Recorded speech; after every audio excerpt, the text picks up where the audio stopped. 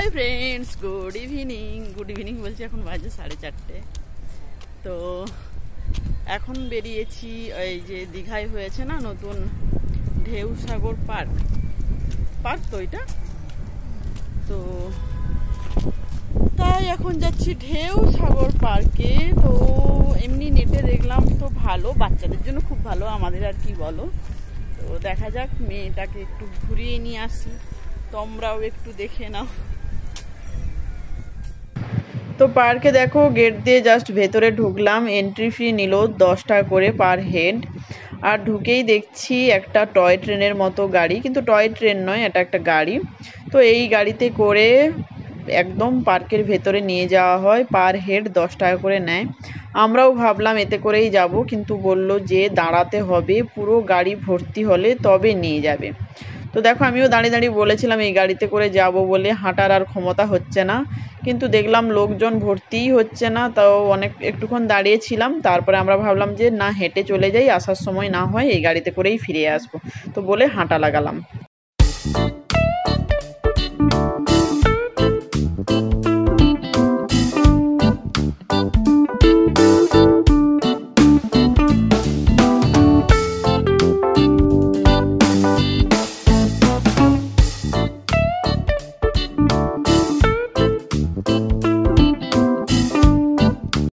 অনেক বড় পার্কটা, মানে যেটা দেখে মনে হচ্ছে।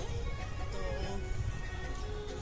এখানে নাগরদোল্লা থেকে শুরু করে বাচ্চাদের যত রকমের অ্যাক্টিভিটি আছে,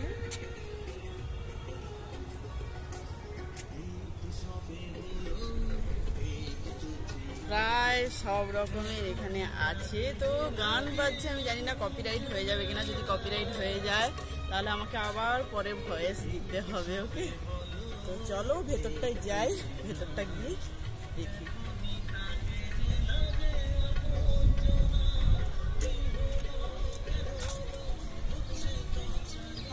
সন্ধ্যাবেলাও লাগতে হবে, ফটো না তুলতে হবে।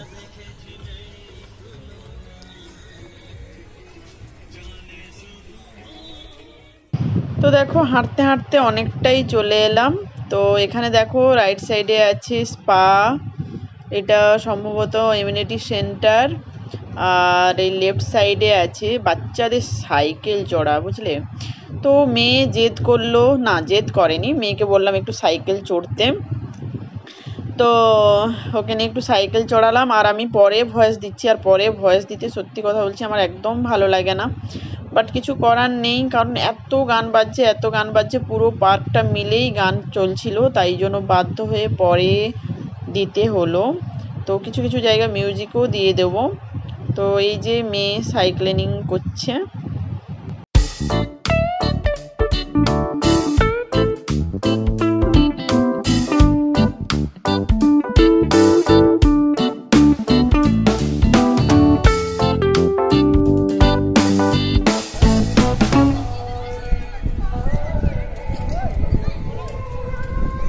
দেখে আমারও চড়তে ইচ্ছে করছে।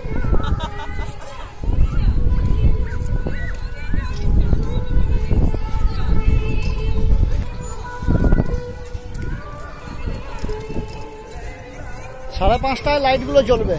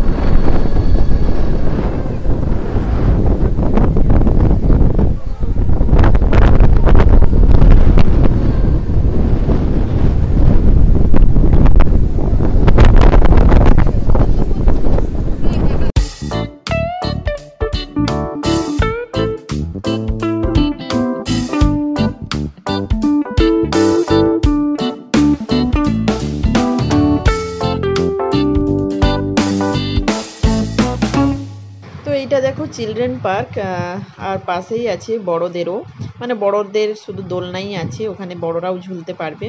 তো আমি যাচ্ছি বড়দের ওখানে, কারণ দোলনায় চড়ার শখটা আমার বহুত পুরনো। তো আমি যেখানেই যাই একটু না হলেও একটু চড়বো, তো আজকেও আমি চড়বো। আর দেখো আমি আগেই কিন্তু সব কিছু তোমাদেরকে ডিটেলসে বলেছিলাম, এই মুহূর্তে মনে নেই কি কি বলেছিলাম, বাট আমাকে সব মিউট করতে হলো কারণ পুরো পার্কটাই কিন্তু প্রচণ্ড লাউডলি মিউজিক বাজছে, তো আমার কপিরাইট হয়ে যাবে, তাই আমি পরে বললাম।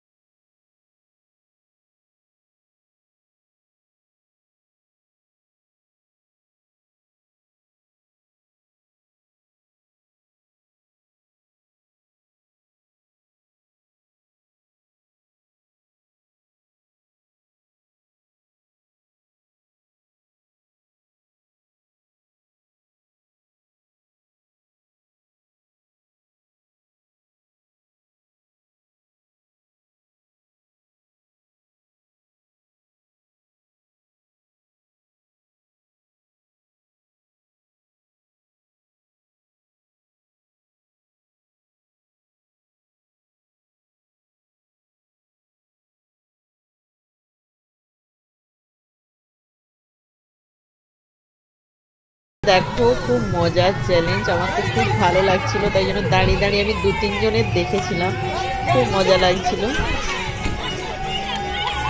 আরে রে